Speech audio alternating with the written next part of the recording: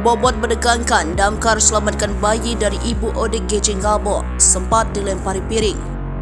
Di media sosial viral video yang merekam petugas damkar sektor Kemayoran menyelamatkan bayi berusia 8 bulan dari ibunya yang mengalami gangguan jiwa. Peristiwa tersebut terjadi di sebuah rumah di Harapan Mulia Kemayoran, Jakarta Pusat pada Rabu 7 Juni 2023 pukul 11:10 waktu Indonesia bagian Barat. Pantauan Tribun Jakarta di video yang viral terlihat suasana rumah sangat berantakan. Lemari, kursi, dan perabotan lainnya sudah berserakan di lantai. Sementara sang ibu sedang duduk di dalam kamar dengan bayi tergeletak di sebelahnya.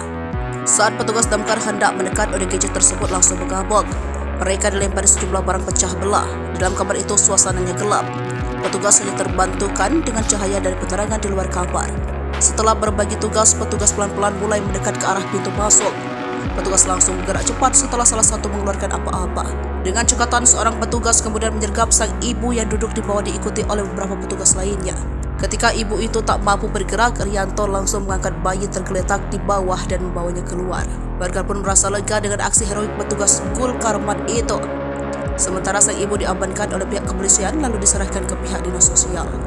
Dari informasi yang dilihat di akun Instagram Damkar Jakarta Pusat, Kamis 8 Juni 2023, penyebab sang ibu mengamuk karena ia menolak minum obat.